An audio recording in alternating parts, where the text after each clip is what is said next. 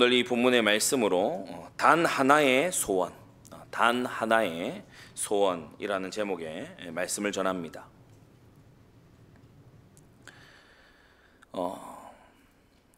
대부분의 어려움이 이 땅 가운데 있는 대부분의 어려움이요, 우리 스스로 자초한 어려움인 경우가 많아요. 어려움이 왔을 때 죄인들은 이제 남 탓을 주로 합니다. 그죠? 창세기 3장에 선악과 딱 먹고 난 다음에 이 하와와 아담이 한 걸 보면요, 계속 남 탓합니다. 아담 보고 왜 선악과 먹었냐? 하나님 주신 저 여자가. 하와 보고 왜 선악과 먹었냐? 저 뱀이. 만일 그때에 하나님, 제가 주님 앞에 죄를 지었습니다. 주님이 금하신 것을 제가 했습니다. 제가 주님을 거역했습니다. 만일 그러했다면은 어떻게 됐을까요? 그러나 너무나 안타깝게도 죄인은요, 자기 탓을 하지 않고 남 탓을 했지요. 그래, 실상은 보면 우리가 당면한 많은 문제 중에 자초한 문제들이 많아요. 자초한 문제들. 그래서 요새 우리 강단에서 계속 주시는 말씀이요, 특별히 몇 가지를 주의해야 된다. 그 중에 첫 번째가 뭐냐면 부하려 하는 자가 되는 것을 주의하라고 말씀하셨습니다. 여러분, 부하려 하는 자가 되면요, 결국 자기를 찌르는 자가 돼요. 디모데전서 6장 9절 10절에요. 부하려 하는 자들, 어리석고 해로운 정욕에 떨어진다고 했죠.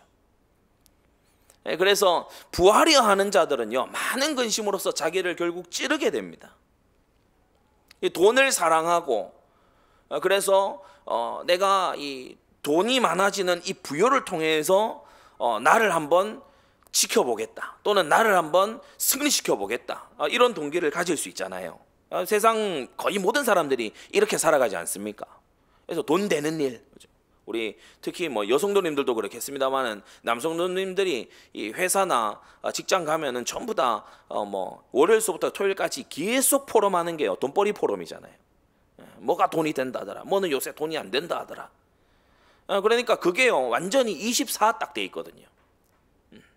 그래서 부하려 하는 자들, 돈을 사랑하는 자들, 이들이 자기를 찌르는 인생이 되는데, 결국 자해하는 인생이 되는데, 우리는 거기에 빠져들지 말아야 된다.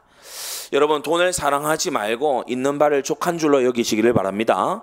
그러면서요, 우리는 또 있는 바를 족한 줄로 여기면서 사명을 위해서 하나님이 하늘과 땅에 기름진 것으로 복 주실 수 있는 우리가 되어져 가야 되는 거예요. 야고보서 1장 15절에도 보니까요, 욕심이 잉태한 즉 죄를 낳고 죄가 장성한 즉 사망을 낳는다라고 했어요. 그래서 욕심을 가지고서 그것을 품으니까 죄를 저지르게 돼요. 욕심으로 딱 바라보니까 탐스러운 거예요. 탐내고 탐이 나는 거예요. 욕심으로 바라보니까. 욕심으로 요새 우리 일부 강단 말씀에서 나오죠. 욕심으로 남자를 바라보고 여자를 바라보니까, 사명으로 긍휼의 마음으로 바라보는 게 아니고 욕심으로 바라보니까 이제 음욕에 사로잡히는 거죠. 하나님을 딱 봤을 때 욕심으로 딱 보니까 하나님 계명 어기고 내 길 따라 딱 가버리잖아요. 부모님을 바라볼 때요, 효심으로 바라보지 않고 욕심으로 딱 바라보니까 부모 공경을 완전 버리잖아요. 그래서 욕심이 잉태하면 죄를 낳는다. 그래서 죄의 씨앗이 뭐라고 얘기하냐? 성경은 욕심이다. 그 중에서 이 돈에 대한 욕심, 특히 우리가 현대 사회에서 아주 주의해야 됩니다. 여러분, 돈에 갈망하는 것보다 말씀에 갈망하세요. 돈에 갈망하기보다 하나님의 역사 체험하는 것에 갈망이 있게 되기를 바랍니다. 그래야 우리가요, 돈을 사랑하는 것에서 지켜질 수가 있어요.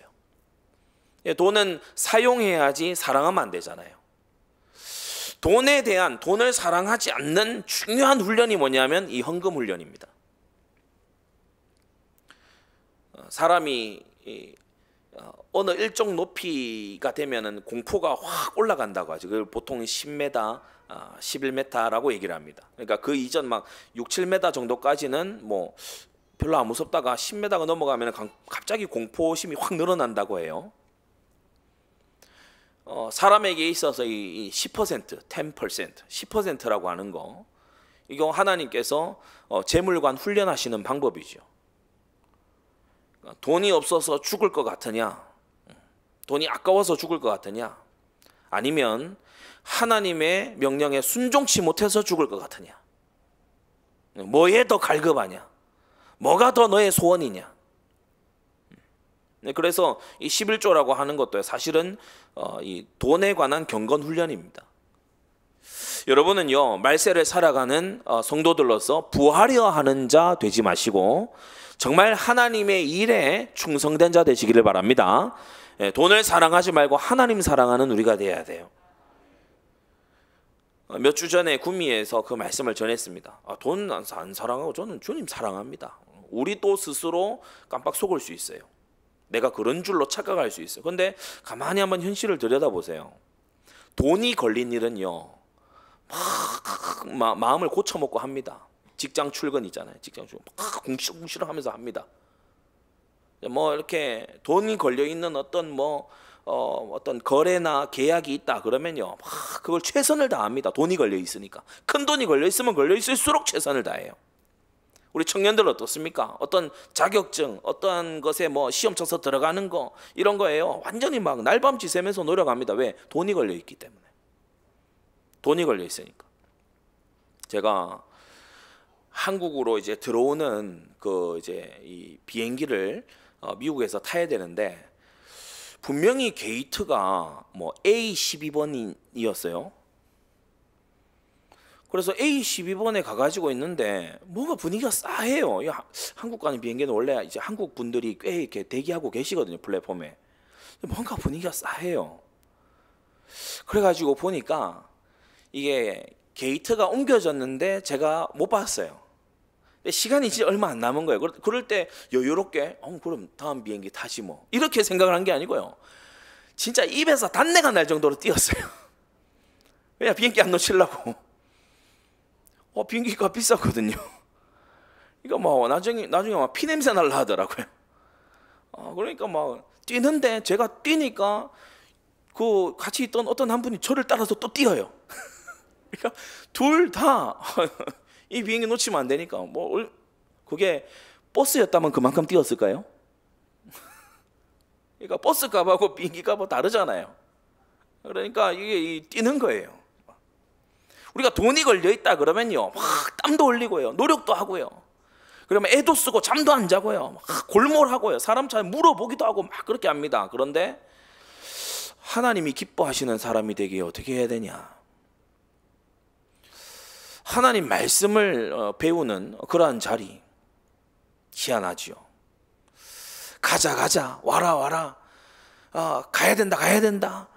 예를 들어서 우리 정교인 수련회에서 예레미야서를 통째로 이렇게 하잖아요. 그런데 예를 들어 이런 수련회는요, 뭐 돈이 걸려 있다 이러면은 아마 막 미리 와서 텐트 치고 진 치고 있을 거예요. 아마 그만큼의 돈을 준다라고 하면. 예레미야 52장이 아니고 5,200만 원을 준다 하면 아마 전성 매진일 겁니다. 그렇죠? 근데 안타깝게도 우리는 말씀에 대해서 별로 그렇지 않아요. 금 곧 정금보다 뛰어나고 꿀과 송이꿀보다 더 뛰어나다. 성경은 그렇게, 성경의 시편 기록자는 그렇게 고백하는데, 금 곧 많은 정금보다 더 사모할 것이 이 말씀이라고 얘기하는데 우리에게는 별로 그렇지 않은 것 같아요. 그래서 결론이 뭐냐? 하나님보다 돈을 사랑하고 있는 게 맞아요. 그래서 오늘 원론적으로만 들으면 안 됩니다.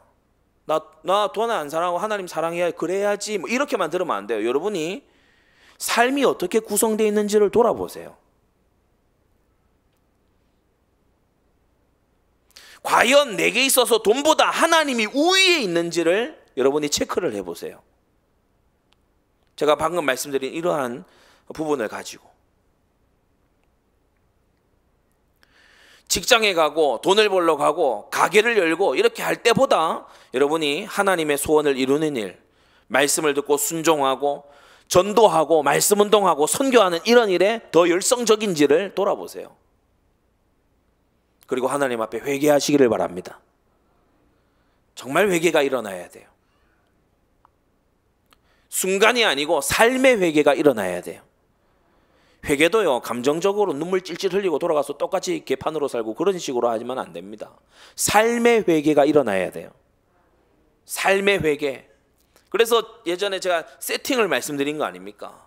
내가 자주 보는 곳에다가 내가 정신을 번쩍 차릴 것을 갖다 붙여놔라. 스스로를 믿지 말고 예배 때에 결단한 것처럼 그날도 그 다음 날도 그 다음 날도 못 살지 않느냐. 우리의 의지는요, 죄에 오염돼 있거든요. 그러니까 문설주에 기록하라고 주님이 말씀하셨어요. 네 눈앞에 보이도록 하라고 말씀하셨어요. 심지어는 하박국에서는 뭐라고 합니까? 달려가면서도 볼 수 있도록 해라. 그렇게 말씀하시죠. 완전 세팅을 바꿔버려야 돼요. 내가 돈에 미쳐 살지 않고 하나님을 사랑하는 자로 살 수 있도록 여러분의 세팅을 바꾸게 되기를 바랍니다. 가정에서도요, 자녀에게도, 여러분의 가족에게도 세팅을 바꿔주는 여러분이 돼야 돼요. 돈에 미쳐 살지 말고, 붙여놔요. 돈에 미쳐 살지 말고. 이거 직장인이 출근할 때요, 현관문에 보고 나가야 돼요. 돈에 미쳐 살지 말고 오늘도 하나님을 경외하자. 그거 봐도 잘 안 되는데 전혀 생각 안 하잖아요. 우리 그렇게 되면 안 됩니다. 여러분, 우리는 돈을 사랑하는 일만하게 뿌리를 뽑아내야 될 줄로 믿습니다. 이 뿌리를 완전 잡초 제거하듯이요, 이 제거를 해버려야 돼요. 두 번째, 우리가 감정에 충만하고 감정 폭발된 상태가 돼 있으면 안 됩니다. 사단이 제일 걸고 들어오는 통로가 뭐냐면 이 감정이에요. 첫 살인자를 딱 만들 때요, 이 가인이 분노에 폭발이 터지고 있었어요. 뭘 향해서? 하나님을 향해서. 하나님 앞에 드린 예배가 하나님이 안 받으시다니, 이렇게 해가지고 나는 정성껏 했는데 하나님이 내 예배를 안 받으시다니. 완전 교만한 분노죠. 그러면서 이제 비교합니다. 이번에 여러분 절대센터 성전건축 헌금하면서 여러분이 빠질 수 있는 함정이 뭐냐면 비교의 함정이에요. 비교. 많이 드리는 분들에게, 여러분에게 안전할 수 있도록 말씀드립니다. 비교하면서 우월하게 느끼지 마세요. 아마도 성전에 돈 한 보따리 들고 온 부자는요, 두 랩돈 드리는 과부를 보고 비웃었을 겁니다. 저거밖에 못하네? 비웃었겠죠. 그러나 주님의 평가는 달랐어요. 모든 불행이 비교로부터 나와요. 또 나는 정말 최선을 다해서 하나님 앞에 드렸는데 큰 헌금을 하는 그런 분들로 인해서 여러분 주눅들고 위축되는 그런 일 없게 되기를 바랍니다. 그 일 또한 없어야 돼요. 각각 하나님 앞에 마음에 정한 대로 하면 될 일입니다. 여러분이 서로 비교해서 이상한 함정에 빠지지 말아야 돼요. 우월감을 느끼거나 낙심이 돼버리거나 이런 이 덫에 걸려들지 말아야 됩니다. 사람이 감정에 충만하면요, 에베소서 4장 26절 27절에 뭐라고 했냐? 분을 내어도 그것으로 죄를 짓지 말고 해가 지도록 분을 품고 있지 말아라 그랬어요. 우리가 새벽기도 체질이 중요한 이유를 말씀해 주셨죠. 밤에 일찍 잘 수가 있다. 왜냐? 밤은 주로 이 감정의 시간입니다. 밤은 주로 이제 감정 충만해지는 시간이. 그래서 성경도 해가 지도록 이 분을 품지 말고 그랬어요. 해가 지도록 생각할수록 열받네, 이거 하지 말고, 그죠? 생각할수록 열받네, 그거는 완전 불신 체질이에요. 기도할수록 감사하네가 돼야 됩니다. 기도할수록 그랬어야만 했구나. 하나님 앞에 기도할수록요, 정말 이게 은혜구나. 여러분, 그렇게 답이 나오는 우리가 돼야 돼요. 분을 내어도 죄를 짓지 말고 해가 지도록 분을 품고 있지 말고, 그 다음 구절에 뭐라고 했죠? 27절에 마귀로 틈을 타지 못하게 해라. 분노하는 감정 폭발하는 거예요. 마귀가 틈을 탁 탑니다. 틈을 탁 탄다고요. 기름 탱크 있는 주유소 옆에서 불장난하면 되겠어요? 그러면 되겠냐고. 기름 탱크 있는 그 주유소 근처에서 불장난 해버리면 되겠냐고요. 폭발 터집니다. 마귀가 역사하는 이 세상에서 내가 감정 충만하다 그러면 충동적이다, 그거요, 마귀 밥 되는 지름길이에요. 성경은 우리에게 알려주고 있습니다. 마귀로 틈을 타지 못하게 해라. 틈을 막아야 돼요. 그 틈 중에 중요한 틈이 뭐냐 하면 감정 충만한 그 틈입니다. 여러분은 감정 충만해지지 말고 성령 감동 덧입게 되기 바랍니다. 하나님의 신에 감동받아야 돼요. 우리가 충동적이 되면요, 잠언 20장 21절에 이렇게 경고하고 있습니다. 처음에 속히 잡은 산업은 마침내 복이 되지 못한다라고 했어요. 그러니까 기도 안 해보고요, 부하려 하는 욕심이 안에 있지, 충동적이지, 이 두 개가요 완벽한 사이클을 이뤄요. 부자 되고 싶다, 그리고 충동적인 딱 요거, 그 두 개가요 합착을 탁 이뤄가지고요 산업을 꽉 잡아요. 그러니까 완전히 이거 이 꾼들이 던진 미끼를 콱 물어요. 성도들이 한 번씩 상담 요청을 하면은 저는 떨립니다. 왜냐하면 상담 지도 받고 싶은 게 있습니다라고 왔는데 거의 들어보면 이제 해줄 얘기가 없어요. 왜냐? 다 해놓고 왔거든요. 다 저질러 놓고 왔어요. 다 저질러 놓고 온 거야. 그래, 좀 일찍 가져오지. 이런 생각이 들지만 얘기를 못 하지요. 왜냐? 다 저질러 놓고 왔으니까. 그래서 속히 잡은 산업이 유익이 되지 못한다. 왜 속히 잡았겠습니까? 감정적으로 충동적으로 했기 때문에. 교회를 한동안 이렇게 쉬어요. 자체 방학에 들어갔어요. 근데 어느 날 저 결혼해요 막 이러는 거예요. 야, 너무 안타깝다. 성령 충만한 상태에서 좀 이렇게 사람을 보면서 막 급히 서둘러서 그렇게 할 일이 아닌 일인데, 이것은 어디 상점 들어가서 물건 고르는 일이 아니지 않습니까? 평생의 반려자를 선택하는 일이. 그런데 너무 충동적이고 너무 감정적이에요. 세월 흘러가니까 별로 안 좋은 거 있죠. 서로 좋을 때에는 감정이 고조됐을 때는 뭐 둘도 없는데요, 나중에 가면은 너 없이 못 살아야해서 너 때문에 못 살아로 바뀌어요. 그런 경우를 많이 봅니다. 그래서 우리는 감정 충만해지지 말아야 되고요. 그리고 주의할 것 세 번째가 하나 더 있는데 뭐냐면, 여러분은 받은 은혜에 무감각한 상태를 벗어나게 되기 바랍니다. 역대하 32장 25절에요 히스기야의 이 일화가 나오지요. 죽을 병에 걸렸는데 나았어요. 그런데 성경은 뭐라고 말하냐? 저가 그 은혜에 보답지 아니하므로, 저가 교만하여 그 받은 은혜를 보답지 아니하므로 여호와의 진노가 그 성중에 임했다고 했어요. 우리 성도들은요 항상 가져야 되는 마음이 웬 은혜인가, 웬 사랑이고 웬 은혜인가. 여러분, 이 마음이요 성령 감동 입은 사람에게는 공통적으로 있는 마음입니다. 웬 은혜인가. 여러분, 받은 은혜를 곱씹고 받은 은혜에 보답하려고 하는 사람은 죄의 씨앗인 욕심에 빠지지 않습니다. 왜냐? 은혜에 강하니까. 이 사람은 보답하려는 생각이 많거든요. 어떻게 하면 보답할 수 있을까? 저는 우리 장로님들 중에, 또 우리 중직자분들 중에요 진짜 마음에 담고 제가 기도하고 이분들의 정말 승리를 위해서 내가 어떻게 하면 보답할 수 있지? 왜냐? 너무 고마운 기도의 배경이고 너무 고마운 동력의 배경이에요. 어떻게 하면 보답할 수 있지? 오늘 이게 차를 타고 이동을 하면서도요 이 부탁이 들어온 게 있어요. 그래서 그걸 가지고 계속 기도하고 서로 대화하고 막 이렇게 했어요. 고마운 분이기 때문에. 여러분, 받은 은혜에 보답하려고 하는 마음이 있으면은 우리는 이 탐심에서, 욕심에서 우리는 비로소 자유할 수 있게 되죠. 여러분, 우리가 섬기려는 자세, 도우려는 자세, 보답하려는 자세가 있으면요 삐지지 않습니다. 사람이 왜 삐지는지 알아요? 자기가 강해요. 자기가 굉장히 막 그럴듯해. 구미에서는 이 사례를 한번 말씀을 드렸는데 아마 서울 분들 못 들으셨겠죠. 대한민국 그 MC 중에 그 최고 유명한 사람이 유재석이 있지 않습니까? 뭐 대한민국 사람이라면 모르는 사람이 없는 탤런트지요. 그런데 이 유재석이 무명 시절이 있었답니다.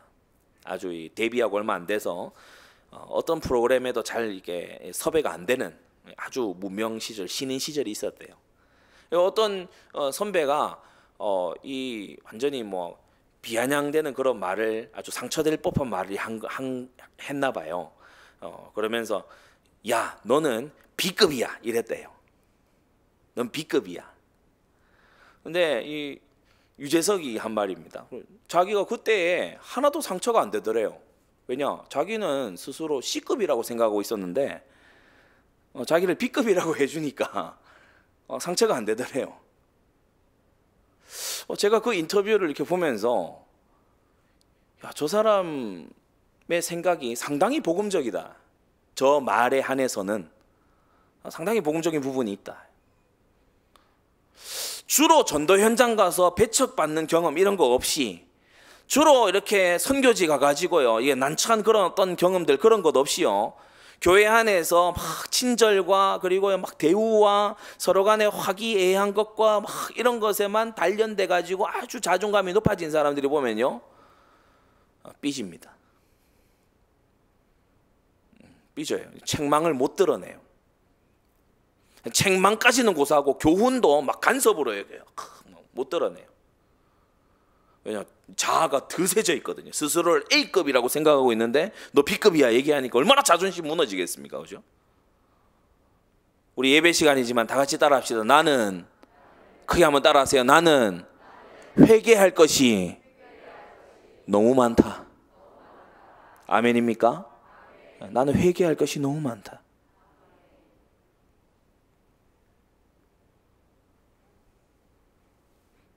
우리는 회개할 것도 너무 많고 보답해야 되는 은혜도 너무 많이 받았어요. 그래서 여러분, 서론에 제가 3가지 말씀드렸죠. 돈을 사랑하고 부하려 하는 것에서부터 여러분이 벗어나시라. 그리고 감정 충만해지고 충동적이 되는 것에서 벗어나시라. 물론 이제 충동적이 덜 되는 것은 이제 영적인 것만이 아니고 우리가 영과 육이 함께 있기 때문에 육신적인 것에도 보강이 필요합니다. 늘 탄산음료 달고 살고 이러면 충동적이 될 수밖에 없어요. 당 폭발. 그래가지고 막 항상 충동적인. 제가 이 룸메이트로 리폼드에서 룸메이트로 있었던 친구 중에 J라는 친구가 있어요. J라는 친구인데 백인 이 친구예요. 얘는 항상 업이 돼 있어요. 그리고 뭔가 막 이렇게 항상 들떠 있어요. 얘는 거의 아마 혈액에 아마 콜라가 흐를 거예요. 얘는 아마 이게 헌혈하러 가면 여기 이게 주사 바늘에서 아마 콜라가 튀어나오지 싶다 지금. 늘 콜라를 막 팩으로 달고 와가지고 계속 홀짝홀짝 마시면서 Hey Sam 하고 계속 얘기합니다. 처음에는 좀 받아줬는데 나중에 Go away. 가, 저리 가. 네 방으로 좀 가. 얘기를 그만 걸어. I'm busy. 나 바빠. Go away. 이 친구는 맨날요 막 들떠 있어요. 그런데 나중에 이렇게 이후의 공부들 이런 것들을 계열하는 거 보니까요, 막 착오도 많고요, 고민도 하고요, 막 실수도 하고 연발이고 굉장히 충동적으로 살아요. 우리 그거 조심해야 되고요. 그리고 히스기야의 그 예를 우리가 기억해서 여러분 은혜에 보답하기를 힘쓰게 되기 바랍니다. 부모님에게 보답해야 되겠다 가진 사람은 부모님으로 인해서 상처받지 않습니다. 보답해야 되겠다고 생각하는데, 은혜를 생각하는데, 교회를 향해서요 은혜를 딱 받은 은혜를 딱 생각해요. 그러면은 교회의 부족을 보충하는 자가 되고요, 부족이 보여도 덮어주는 자가 되고요. 여러분, 그러한 하나님의 사람이 되어가야 되겠죠. 자, 그러면 오늘 시편 27편을 우리가 들어가서 함께 보는데요, 큰 첫째로는 야생 같은 세상입니다. 세상은 그야말로 야생 같은 세상. 근데 이제 큰 두 번째로 절대자의 보호 속에 있는 다윗입니다. 그러면 마지막 세 번째로 이 절대자의 보호를 받은 다윗이 그 보호를 받을 수 있었던 이유는 무엇인가? 이렇게 3가지로 오늘 말씀을 받겠습니다. 첫째, 야생 같은 세상이에요. 우리가 자녀들을 기르고 세상에 이제 나가도록 할 때에 막 장밋빛을 그리면서 아주 야들야들하게 그렇게 만만하게 보면서 나가도록 만들면 안 돼요. 세상은 전쟁터입니다. 야생과 같은 곳이에요. 세상을 바로 봐야 돼요. 혹시 오늘 이 말씀을 듣는 이 자리와 또 함께 듣는 우리 구미와 모든 우리 지교회 성도님들 중에 야, 세상은 살만한 곳이야, 야, 아름답지 않아, 그런 생각을 갖고 있는 분이 있다면 착각해서 깨어나시기 바랍니다. 이 세상은요 절대 만만하게 보거나 우리가 막 누리면서 다 막 무장 해제하고 살아갈 그 땅이 아니에요. 이 땅은 영적인 전쟁터예요. 야생 같은 세상이라고. 야생 같은 세상. 본문을 한번 보십시오. 우리가 2절에 보게 되면 나의 대적 나의 원수된 행악자가 내 살을 먹으려고 내게로 왔다가 실족하여 넘어졌다고 했어요. 여러분, 이 세상은요 서로 살을 물고 뜯으려고 호시탐탐 노리는 악인들이 즐비한 세상입니다. 살을 뜯어 먹으려고, 살을 뜯어 먹으려고요 막 노력합니다. 텔레비전 광고가요 미친 듯이요 막 15초 20초 사이에 막 지나가요. 어느 날 그걸 보면서요, 야 진짜 저 사람들 간절하다. 지금 간절하다. 핸드폰 매장에 그냥 지나가면서 핸드폰 들어가잖아요. 막 안에서 막 하는데요, 막 눈에서 막 불이 튀어요. 오래되셨네요 하면서, 지금 이렇게 바꾸시면 하면서 막 척척척 펴가지고요 막 얘기하는데 하나도 못 알아듣겠어요. 여러분은 알아듣겠습니까? 막 눈에서 불이 튀어요. 지금 막 이 핸드폰 한 건 할 거라고 가면요, 막 지금 이 코로나 이후에는 약간 그렇지 않지만요, 어디 번화가에 가잖아요. 막 전단지가 막 몇 장이 손 앞에 들어옵니다. 막 정신 차리고 보면 내가 전단지 수집가가 돼 있어요. 어머, 내가 이렇게 받을 줄이야. 그러면서 막 이리로 들어오라 그러지, 저리로 들어오라 그러지. 막 그게 뭐냐? 왜 친절하고, 왜 싹싹하고, 왜 이게 ARS 전화 가면 사랑합니다 고백이냐? 아무도 날 사랑 안 하는 걸 아는데 왜 나한테 사랑한다고 얘기하냐고. 다 뜯어먹으려고 그러는 거예요. 뜯어먹으려고. 다 뜯어먹으려고 그러는 거예요. 뜯어먹기 위해서 이제 완전히 접근을 하는 그런 사람이 있죠. 우리가 2절에도 보게 되면 내 살을 먹으려고 내게로 온다. 그래서 여러분과 여러분의 자녀들이 세상 살아가면 살 뜯어먹으려고 맹수같이 야수같이 오는 사람들이 붙는다니까요. 붙어요. 살 뜯어먹으려고. 인생을 갉아먹고 재물을 뜯어먹고 정신을 다 빼먹고 그렇게 하려고 온다는 거예요. 디모데후서 3장 13절에도요 악한 사람들과 속이는 자들은 더욱 악하여져서 속이기도 하고 속기도 한다라고 했죠. 그래서 서로가 서로의 살을 뜯어먹으려고 얼마나 희화란이 되어 있는지 몰라요. 뭐 눈에 드러나게 보이는 저 여의도의 그 정치판 거기만이 아닙니다. 막 몇 석을 확보했냐, 뭐 어디를 막 확보했냐, 뭐 위원 몇 자리를 뭐 챙겨오냐 안 챙겨오냐, 뭐 지금 뭐 뉴스에서 연일 다루는 그 싸움만 있는 게 아니에요. 동네마다요. 기업 안에 가면요, 막 이 높은 사람 이 줄을 탔냐, 그 줄 반대편에 섰냐. 어느 순간에 이 줄 잡은 사람들이 이 반대줄 사람 목 다 날리고요. 막 그 사람들이 이때까지 해놓은 공 다 가로채 가고요. 희한한 약육강식이 벌어지죠. 여러분 그거 보고 알지 않습니까? 서로 물어 뜯으려고요. 마치 막 사자와 하이에나 떼가 막 으르렁거리는 것처럼 그렇게 막 오고 가는 그러한 것이 바로 이 세상이에요. 다윗이 이걸 누구보다도 잘 겪은 사람 아닙니까? 왕이 추격해 와요. 그리고 블레셋의 망명에 갔더니 막 거기에서 신하들이 막 모함해가지고 다윗은 배반할 생각 전혀 없는데 거의 배반자로 또 몰려요. 또 잠깐 성을 비웠는데 시글락이 약탈을 당하는 거였죠. 불바다가 돼버렸어요. 세상은 험난한 곳입니다. 나보다 강한 자가요 나를 누르면 눌림 받아버리는 게 세상이에요. 뭐 어떡하겠습니까? 나보다 강한 자가 나를 짓눌러 버리는데 안 되는 거예요. 그리고 이 세상에는요, 환난을 주는 자들이 널려 있어요. 우리가 12절에 가서 보면은 대적이 나오죠. 대적의 뜻은 뭐겠습니까? 생명을 앗아가는 거. 그리고 12절에 위증자가 나와요. 아주 이 거짓말로 모함하는 자도 나와요. 그리고 악을 토하는 자가 나와요. 악을 말하는 정도가 아니고 악을 토하여 내는 것처럼요. 토해봤습니까? 구토. 잘못 먹거나 체하거나 해갖고 구토해봤어요? 먹을 때는 한 숟갈 한 숟갈 먹었는데 토할 때는 왕창 나오죠. 그러니까 악을 토하여 내는 이런 자가 있다. 이거 뭐 도저히 막 충격적일 정도로 악을 토하여 내는 거예요.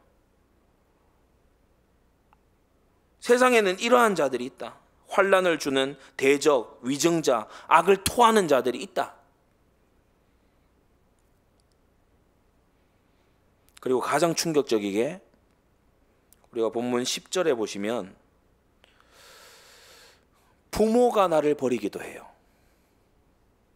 여러분, 사람이 세상에서요 당하는 환난과 어려움 중에 가장 정신적으로 충격이 심한 게 뭐겠습니까? 부모에게 버림받는 거예요.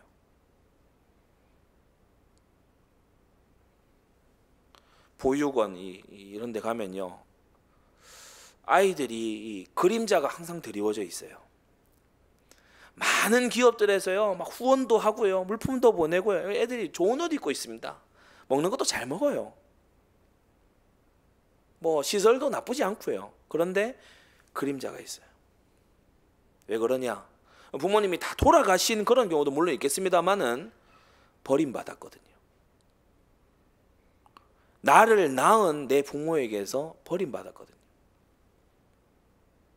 그게요 일생에 이 자국이 돼가지고 일생에 이 그림자가 돼서 가는 거예요. 세상에는 가장 의지하고 싶은 사람에게 버림받은 그런 인생도 있는데, 오늘 이 본문에서 다윗은요 그게 자기라고 얘기하고 있습니다. 내 부모는 나를 버렸으나, 바로 이 구절을 가지고서 이제 어떤 사람들은 이제 주석하고 얘기를 하기를 이세에게 있는 이 또 다른 아내의 소생이 아니었겠는가, 또는 이세에게 있는 아내가 낳은 아들인데 어머니가 일찍 돌아가신 게 아니겠는가, 뭐 이런 여러 가지 해설들을 내놓습니다만은 역시나 10절을 우리가 명확히 설명하기는 이게 다윗의 시편인데 쉽지가 않지요. 그러나 우리는 생각하게 됩니다. 이 세상에 부모에게 버림받은 사람들 많습니다. 부모를 일찍 여인 사람들도 많고요. 큰 환난이지요. 나를 지상에서 무조건적으로 사랑해 줄 만한 그분이, 하늘 아버지의 사랑을 보여줄 지상의 아버지가 없다는 거. 믿는 자들의 어머니인 교회의 품이 마치 어머니의 품과 같은데 그것을 겪어보지 못했다는 거, 얼마나 큰 환난입니까? 부모에게 버림당한 거 깊은 실망을 주고요, 상처가 되고 사람을 잘 믿지 못하는 그런 불신을 마음속에 딱 싹트게 하지요. 여러분, 야생 같은 세상입니다. 부모라면 다 같은 부모겠습니까? 부모라면 다 같이 아가페 사랑을 받아서 그렇게 다 하겠습니까? 사람은 죄인이거든요. 그래서 이 사랑의 정도가 좀 다릅니다. 어떤 부모는 아주 헌신적으로 막 자녀를 위해서 자기의 모든 생각과 감정과 삶까지 다 내려놓고 자녀에게 헌신하는 그런 부모도 있는가 하면, 어떤 부모는 자녀를 거추장스러운 걸림돌로 여기는 그런 부모도 있죠. 야생 같은 세상이에요. 살을 뜯어먹으려는 인간들, 대적과 원수와 위증하는 자들과 그러면서 아주 코너로 몰아넣는 그러한 사악한 인간들, 죄를 토하여 내는 그런 인간들.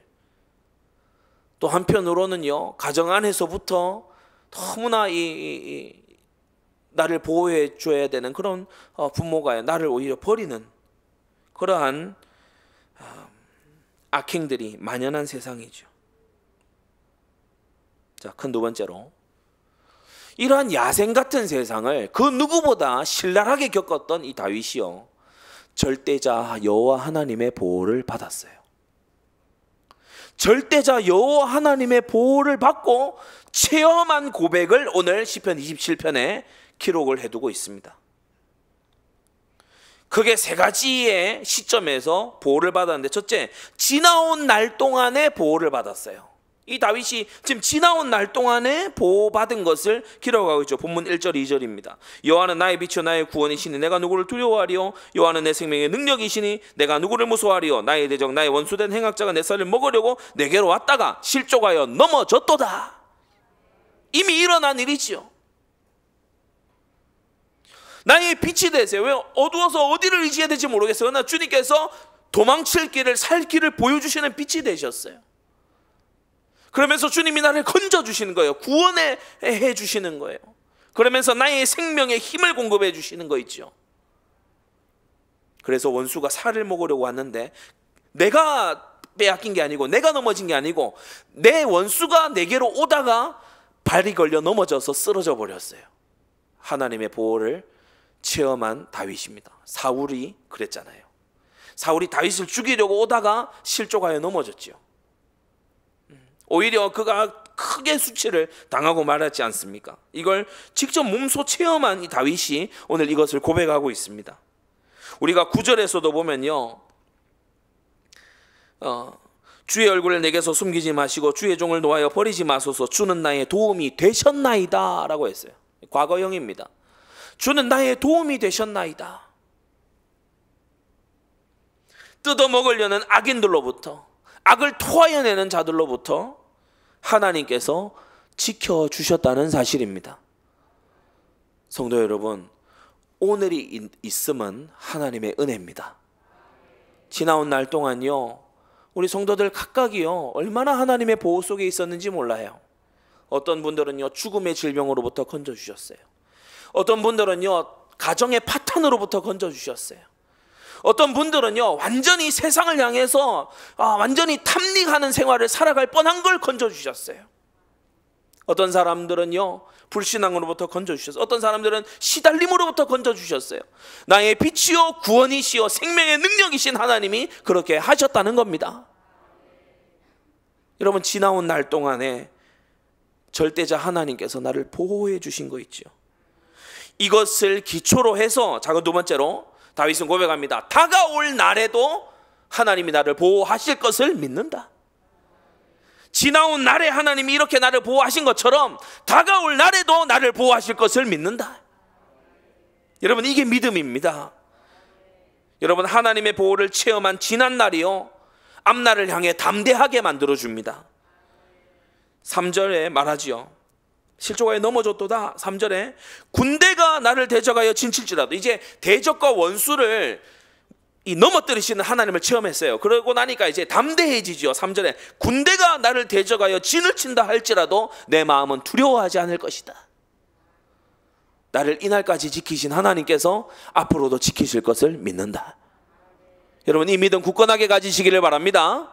나를 이제까지 지켜온 것은 돈이 아니었어요. 나를 이제까지 지켜온 것은요, 사람들이 아니었어요. 나를 이제까지 지켜온 것은 내 머리나 내 힘이 아니었어요. 여호와 하나님께서 나를 지켜오셨습니다. 그래서 앞날에도 그러할 거예요.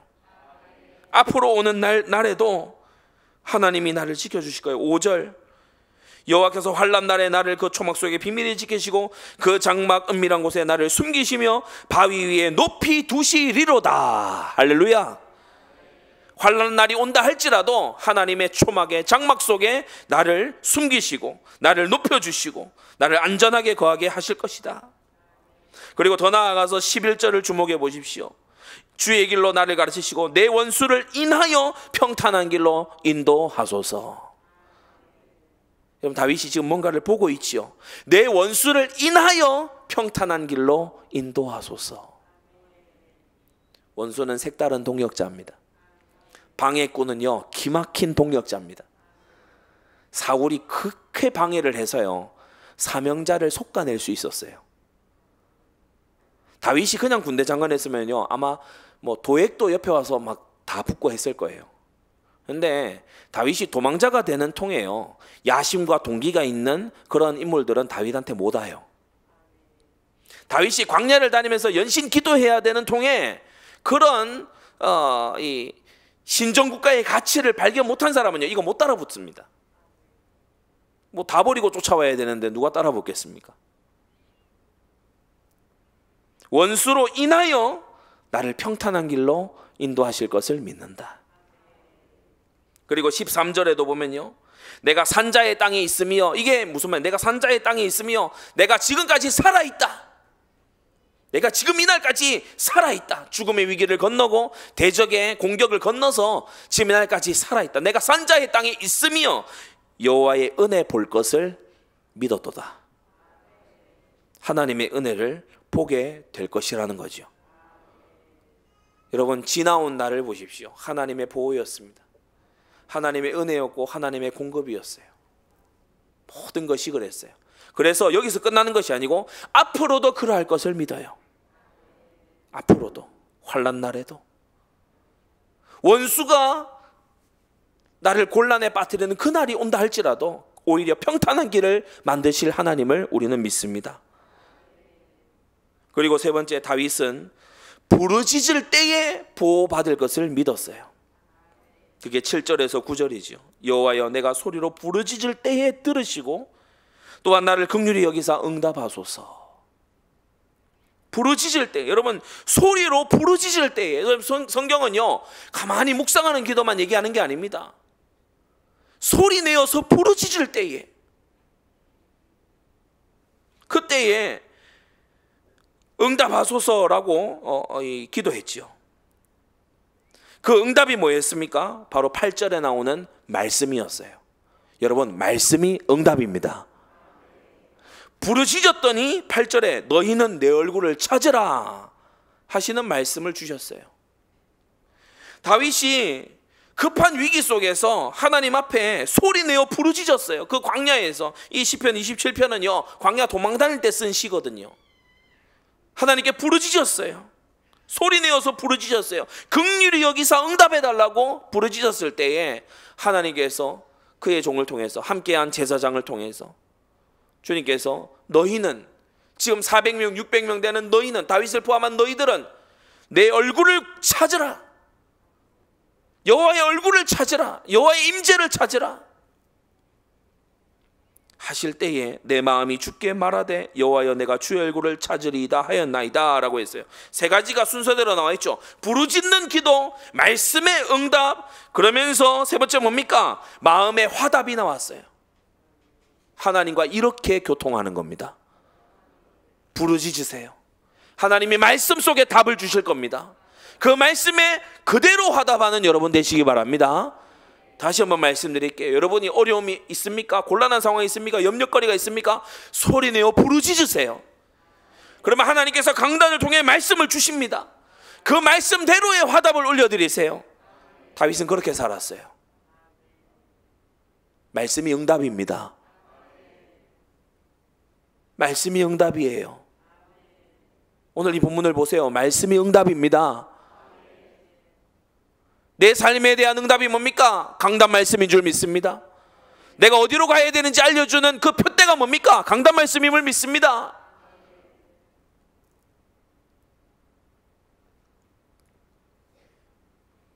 이렇게 하나님께 부르짖어 하나님의 말씀에 지도를 받는 마음의 화답을 했던 이 다윗을 우리가 보면서 마지막 큰 세 번째로, 어떻게 다윗은 이렇게 실감나는 하나님의 보호를 체험하면서 왕이 추격하고 결사대가 조직돼서 추격해도 3,000명의 특공대가 조직돼서 추격을 해도 하나님께서 허락지 아니하시는 절대적인 보호 속에 어떻게 이렇게 지킴을 받을 수 있었는가? 어떻게 다윗은 사명 불사의 존재로 살 수 있었는가? 그가 사명을 다하기까지 불사의 존재로 살 수 있었는가? 오늘 본문 4절, 오늘의 말씀 제목이기도 하죠. 다윗에게 있었던 단 하나의 소원이 있었어요.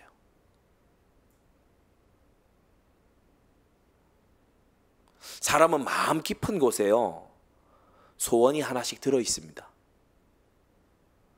난 결단력이 굉장히 센 사람이든 세지 않은 사람이든, 결단력이 별로 안 센 사람은요 마음 깊은 곳에 소원이 하나가 있어요. 오늘도 무사히.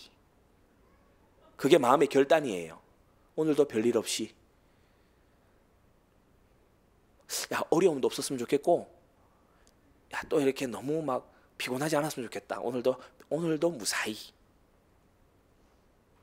예전에 논산훈련소 거기 가가지고 이제 그 행정반 거기 들어갔더니 거기 딱 붙어요. 오늘도 무사히 딱 붙어있더라고요. 무사고 며칠째 뭐 이런 거 붙어있어요. 오늘도 무사히. 가장 안 좋은 좌우명이죠. 뭐 북한군에는 그래 붙어있을 거 아닙니까? 통일을 하여서 장군님의 뭐를 뭐 높이자 뭐 이런 게 붙어 있을 거 아니에요. 근데 막 여기 남한 군대에는 오늘도 무사히. 제가 카투사 복무를 했는데 미군 부대에서 복무를 하는데 저희 그 대대의 구호가 원팀 원파이터였거든요. 하나의 팀으로 하나의 싸움을. 우리 카투사들이 이제 재미삼아 얘기하는 거지만 원팀 유 파이트. 하나의 팀이지만 미군 너희가 싸워라. 우리는 외박을 갈 테니 너희가 우리나라를 지켜다오. 우리 스스로들 생각을 해도요, 별로 국방에 의지가 없어요. 참 큰일이다. 제가 복무할 때도 스스로도 그런 생각을 했어요. 이 일병들한테 군대 어떤 걸 좀 개선해야 되겠냐 이런 물어보면은 꼭 이렇게 뭐 군인 복지 뭐 또 이렇게 어떤 외출과 뭐 휴가 이런 부분 얘기합니다. 병장 제대할 때쯤 돼서 군 개선할 거 뭐 있냐 이러 보면 훈련을 더 해야 된다. 너무 논다. 이제 자기 나간다 이거죠. 이거 너무 좀 참 군인 정신으로 하는 그런 친구들이 좀 없어요. 그러니까 결단력이 없고 사명감이 없는 사람은 그러면 마음에 소원이 없는 거냐? 아니에요. 소원이 있어요. 다 소원이 있다니까요. 좀 더 자자, 좀 더 쉬자. 이게 마음의 깊은 소원이에요. 수요 예배 드리는 이 순간에도 언제 마치나 이게 이제 소원, 마음의 깊은 소원, 저 깊은 소원. 주여 끝을 주옵소서. 선구 중에 제일 은혜 받는 선구 괄호쳐서 없음. 그러니까 이 사람은요 마음의 이 소원이 이상한 소원이에요. 사람은 누구나 마음 깊은 곳에 소원이 있어요. 나도 내 집 마련 한번 막 이런 거 안에 있어요. 마음에 소원이 있다고. 어떤 사람들은 내 아들 반드시 명문대학 막 이런 마음의 소원이 깊은데 파보면 있다니까요. 파보면 뭔가 있어요. 파보면 뭔가가 있어요. 파보면 뭔가가 있다고. 근데 다윗의 마음을 파봤는데 하나가 나와요. 극한의 어려움 속에서 하나가 나와요. 여러분, 제가 작은 첫 번째로요, 다윗은 지금 이 한 가지 소원이 평안이 아니었어요. 이 도피 생활 끝내는 게 아니었어요. 우리는 쉽게 그렇게 됩니다. 다윗은 문제 해결에 빠져 있지 않았어요. 오늘 이 말씀 잘 들으세요. 다윗은 그 쫓기는 상황 속에서도 다윗의 소원은 쫓기는 삶을 끝내는 평안이 아니었어요. 그는 문제가 해결되는 것에 몰두하지 않았어요. 지금 광야의 위급한 도피 상황 중입니다. 그러나 그는 상황에 압도당하지 않았어요. 다시 말해 그의 기도는 상황에 지배받지 않았어요. 그의 기도가 변질되지 않았어요. 오늘날 우리는요 얼마나 순간순간 기도들이 바뀝니까? 그죠? 상황에 따라서 막 어떤 문제가 앞에 오면요 그것만 놓고 계속 기도합니다. 어떤 사안이 오면요 거기에 완전 막 몰두해버려요. 근데 다윗은 쫓기는 생활이거나 왕이 된 다음이나 헤브론에서나 예루살렘에서나 한 가지 기도, 평생에 한 가지 기도했어요. 4절, 내가 여호와께 청하였던 한 가지 일, 곧 그것을 구하리니. 그러니까 평생에 단 하나의 소원이 이 다윗을 잡아가고 있는 거예요. 단 하나의 소원이 다윗을 지배하고 있는 거예요.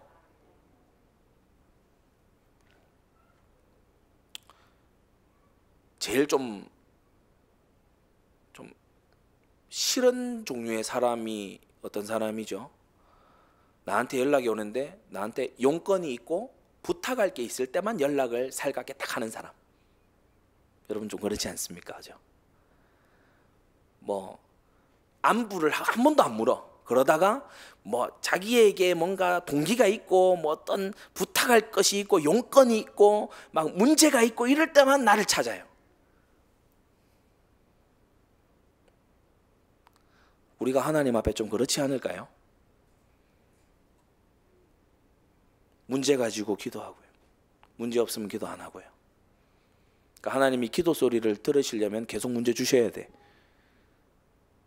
용건이 있어서만 기도해요. 여러분, 새벽에 한 번 정도는요, 하나님하고 함께 대화하고 싶어서 나온다는 마음으로 나와 보세요. 하나님과 가까워지고 싶다는 마음만으로 한번 나와 보시라고요. 다른 제목 다 내려놓고.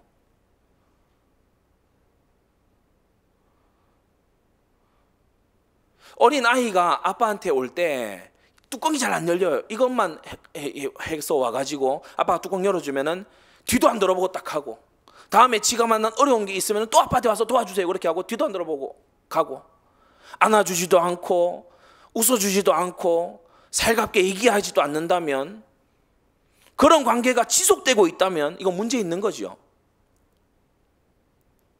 나중에 자기 힘으로 할 수 있을 때, 또는 다른 힘을 빌려서 할 수 있을 때 아버지를 안 찾을 거 아닙니까? 여러분, 우리는 하나님의 능력 때문에 필요한 존재들이 아니고 하나님을 사랑하는 자들이 돼야 됩니다.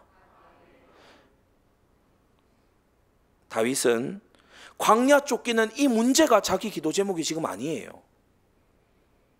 하나님, 나를 이 환난에서 벗어나게 해주옵소서. 이거는 다윗이 지금 평생 기도 제목이 아니라고요. 다윗은 지금 뭘 기도합니까? 4절에 곧 나로 나의 생전에 여호와의 집에 거하여 여호와의 아름다우심을 앙망하며 그 전에서 사모하게 하실 것이라. 성전을 사모하는 성전 중심의 신앙을 기도하고 있어요.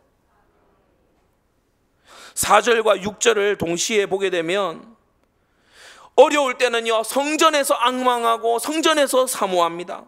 그리고 하나님께서 내 머리를 원수 위에 들려주셨을 때에는 또다시 그의 장막에서 즐거운 제사를 드리고 그의 장막에서 노래하여 여호와를 찬송하겠다고 얘기해요. 어려울 때도 성전에서 기도하고 승리한 후에도 성전에서 찬송하겠다. 어려우나 즐거우나 성전을 사모하겠다. 어려울 때도 하나님의 전을 사모하고, 모든 문제가 떠나갔을 때에도 여전히 하나님의 전을 사모하고, 문제 해결을 위해서 하나님 전에 막 나오는 그런 것이 아니고, 어려울 때이든지 어려움이 없을 때이든지, 곤란할 때이든지 평안할 때이든지 하나님의 전에서 내가 찬송하고 앙망하고 사모하고 싶다. 다윗의 평생 소원은 뭐였습니까? 바로 성전에서 봉사하고 성전을 짓는 것과 같은 일이었어요. 여러분, 오늘 본문의 4절에요, 곧 나로 내 생전에 라고 얘기하고 있습니다. 곧 나로 내 생전에. 이거 생전에, 이거 무슨 말입니까? 살아서 반드시 이 뜻입니다. 살아야 될 이유가 이거라는 거예요. 내가 살아야만 하는 이유가 이거라는 거예요. 나의 생전에, 이 말이 무슨 말입니까? 죽기 전에는 반드시 성전의 영광을 보겠다는 겁니다. 내가 죽기 전에는 반드시, 여러분 지금 이 광야에 쫓겨날 때 우리가 역사를 조금 알지만은 성전 건축 안 되었을 때잖아요. 그러나 다윗은 고백합니다. 곧 나로 내 생전에 여호와의 집에 거하며. 반드시 살아서 성전의 영광을 보겠다는 열망이 그에게 있었어요. 반드시 성전에서 봉사하겠다는 열망이 그에게 있었어요. 이게 그의 평생의 소원이었습니다. 단 하나의 소원. 다윗의 속을 다 파보니까 이거 하나 나와요. 성전. 오늘 제목이 단 하나의 소원인데, 다윗의 속을 파서 보니까 밑바닥에 딱 하나 들어있어요. 주의 집에서 주를 앙망하는 것. 그것 때문에 내가 살아야 되고, 내가 죽기 전에 그것을 봐야 되겠고, 그것이 나의 일평생의 소원이라는 거예요. 내가 이미 그것을 구하여 왔고, 4절, 내가 여호와께 청하였던 한 가지 일, 내가 그것을 이미 오래전부터 내가 그것을 하나님께 간청해 왔고 지금도 다시 구하니 하나님의 집에 거하면서 하나님을 앙망하고 주님을 사랑하게 해 주시옵소서.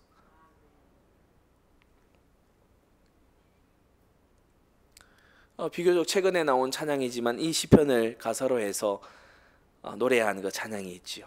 소원이라는 그 찬양입니다. 그 찬양의 후렴구가 이 구절이 담고 있거든요.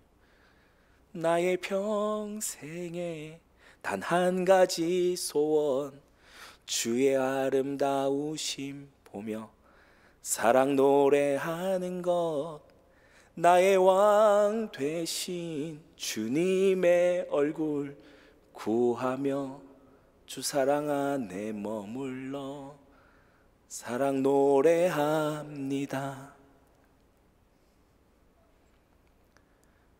다윗은 문제가 자기의 기도를 압도하도록 놔두지 않았어요. 그건 다 지나가는 거예요. 이날까지 지키신 하나님이 앞으로도 지키실 거예요. 그건 기도 안 해도 되는 거예요. 사울왕이 쫓는다고 그거는 기도할 제목이 아니에요. 소원이 될 수도 없어요. 피하고 싶다, 그런 건 소원이 아니에요. 다윗의 소원은 뭐냐? 하나님의 집, 주님과 함께 주님을 앙망하고 주님을 사모하는 것, 나의 왕이요 나의 구원자가 되시는 하나님을 봉사하는 것, 성전의 영광을 보고 그 성전의 아름다움 속에 하나님과 함께 거하는 것, 이것이 다윗이 평생토록 구했던 단 하나의 소원이었다는 사실입니다. 바로 이러한 마음이 있었기 때문에 우리가 들은 것처럼 55년간을 준비하고 또 준비할 수 있었던 것이죠. 결론을 맺겠습니다. 다윗의 단 하나의 소원, 그의 평생의 소원은 성전이었고, 하나님은 이러한 다윗을 내 마음에 합한 자라고 말씀하십니다. 많은 사람들이 하나님의 집에서 빨리 떠나서 은혜 받고 착 나가서 세상에서 이것저것 막 얻기를 원합니다. 그 둘째 아들 탕자처럼 아버지의 집에서 한몫 챙겨서 은혜를 한몫 챙기고 응답을 한몫 챙겨서 세상에 나가서 막 누리고 참 즐기기를 원해요. 어리석은 일이죠. 스스로를 해야 하는 일이죠.